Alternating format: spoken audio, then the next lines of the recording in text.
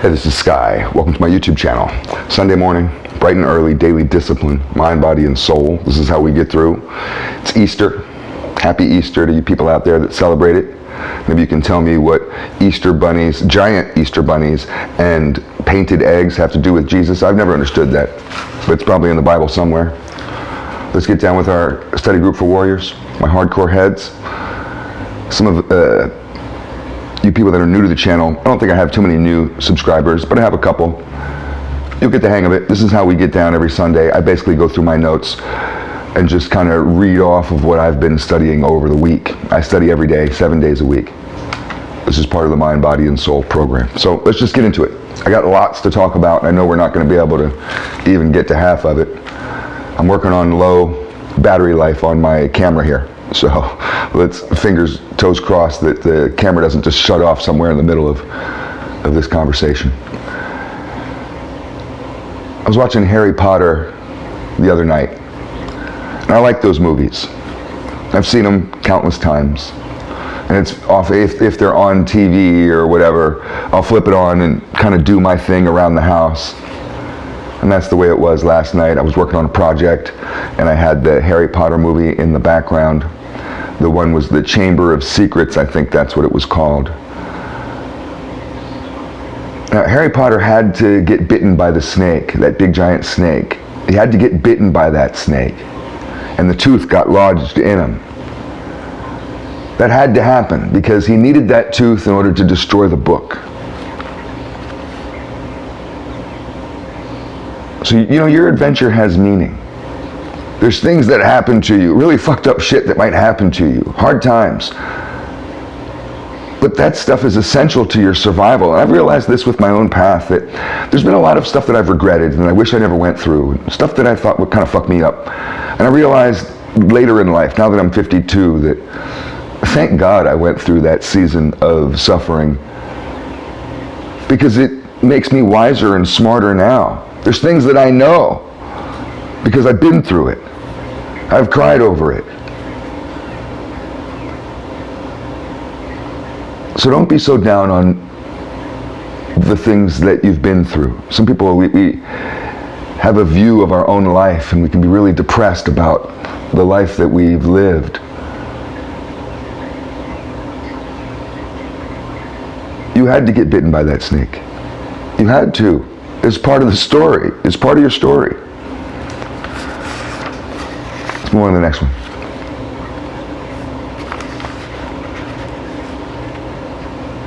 Here's a little bit of virtue. Let's talk about virtue. In order to be virtuous, because I've had to philosophize on this. Some people, I guess it comes naturally. It didn't come naturally to me. I've been quite an evil son of a bitch my whole life. I was born a dirty, rotten, evil person. I was never good. I have to learn how to be good. I have to study being good. That's what I study for every day. If I don't study, I just go back to the evil demon that I naturally am.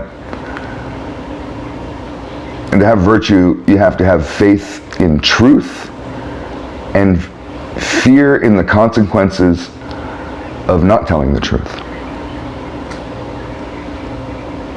So you have to have this sort of belief that there is truth, that truth exists. Some people believe that there is no truth. Everything's a lie. Everyone's a manipulator. Everything is subjective. There's no objective truth. There's nothing really real. It's all just open to your little interpretation. We're all living in our own little delusions. No, I think that there is such thing as truth. And I have faith that there is truth. And I have learned to be afraid of the consequences of not following truth, because I've seen what following lies does, the path that leads. I've walked down many paths. This is the gift of choice that was given to Adam and Eve, if you think about it.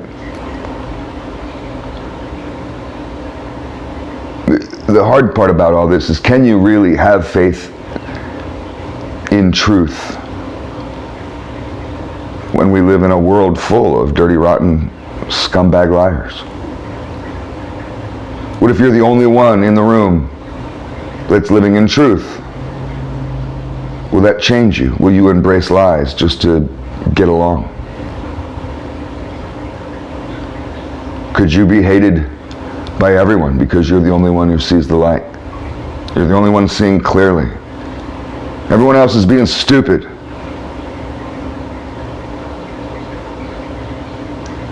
Don't let the liars sour you. Truth exists. I know it does. Let's go to the next one. Here's a bit of advice. Jordan Peterson talks about this, and I've done this. I didn't do this because Jordan Peterson said it. I did it because God told me to do it, and that's a whole other story. I'm not kidding. I had a voice in my head that said it was time to write, and I went home and started writing. I wrote my autobiography, and I have it on the computer, and I don't know what to do with it because I don't think I could ever publish it. If I published it, I'd end up in prison. I've already had the mafia, my brother, my mother, and a family lawyer all majorly warn me about my autobiography. I'm not kidding. And they were like, do not put anything like that out. So I don't know if it'll ever get made. But it's such an incredible exercise. When I did it, having to put my life into a timeline and writing an outline of my own life from the beginning up until present time, and to kind of think about these epochs, these eras of me, relationships and jobs and places that I've lived, and these transitions of, you know, childhood to young man to older man, and all these lessons and pitfalls, and putting all that into a story that someone might want to read. Because when you write an autobiography, you want to do this exercise. No one's ever going to see mine, but I wrote it as if you would. I wrote it as if it would be published. I wrote it as if it would be a movie. And it's such a weird lesson I never expected to have. It really taught me about myself, and it was humbling. It'll bring you down to size if you have some self-inflated ego. It revealed to me some definite patterns, negative patterns, but it also revealed to me some strengths and encouraged me. And wow, you know, I've been a certain type of strong person ever since I was a little boy. I hadn't really been giving myself credit for that. So if you have the interest or time in learning about yourself and taking a step forward, this will help you level up. Some of you don't want to level up. You're happy playing on the same level your whole life. But I don't game like that. I'm not a gamer like you. I'm getting to the next level. Write your autobiography. And if you've lived this crazy life like I have, you don't have to publish it. No one will see my autobiography. Not until I'm dead. I don't know what to do with it. Let's go to the next one. Here's a bit of advice that, geez, I haven't been able to follow. Maybe you can. Don't let your trauma ruin you. I had someone say that to me once. I've never forgot it. They said that shit like it's easy. Okay, well I won't then. But it is true. Don't let your trauma ruin you. Not everybody has to get PTSD. I got it. But my brother didn't. And I've never been able to figure that out. Why didn't he get it? I got it, but he didn't. Why not? He didn't let it ruin him. I let it ruin me. I've had to own up to that shit. I can blame the world. I can say I'm a victim, and sometimes I was. I didn't ask for a lot of the shit that happened to me. But the one thing that is the difference between me and him is that he didn't let it ruin him, and I did. I let it ruin me. Let's go to the next one. Don't suppress anger. You have to allow yourself to be angry, but you want to understand it. See, that's the key. You don't want to rage on anger and fuel it. Don't suppress it, though. You suppress it, it's gonna stay inside you, and you'll end up with all kinds of health problems. Now, you have to understand it. Become like Sherlock Holmes. Get really inquisitive. Start asking questions. And be critical. You have to learn to talk to yourself critically. When you're angry, ask yourself, what am I not getting that I want? In what way am I not getting what I want to get? A lot of times when we're angry, it's because we're not getting our own way. I know that makes us kind of sound like we're brats. Sometimes you deserve to get your way. But when you understand why you're angry, it'll help you to think more rationally. You still may want to take action. You still may be very right, and you need to take action to enforce your boundaries. But you can do that calmly. This is a way to kind of practice a little bit of stoicism, to slightly detach from the emotion that we're experiencing in the moment. Here's a little bit of military advice from a special ops guy. I don't know if he was a Navy SEAL or Special Forces, but he was one of them. He has a podcast, interesting guy, and he said, learn how to kill, and then learn how not to kill. And he went off on this thing about every man should know how to kill. You should know how to kill another animal. You should know how to kill another human. And be able to. And be willing to. Be a killer. But then learn how to restrain yourself. Jordan Peterson talks about this. Jocko Willink, he talks about this. Learn how to kill, and then learn how not to kill. Be a stone cold killer. Like real deal killer. That doesn't kill anybody.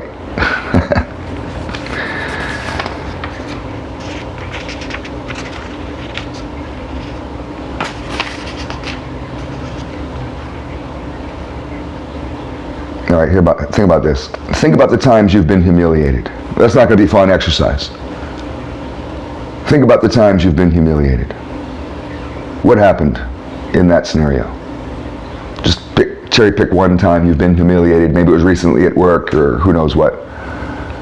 At a social event, at a family party. Maybe you're going to get humiliated today at your Easter dinner. That probably will happen. Think about the times you've been humiliated, and then think about what happened in that scenario. And then you have to be humble and think about, what part did you play? Ask yourself that. What part did I play? Did I have any role in that? And maybe you didn't ask for it. Maybe the person's an asshole.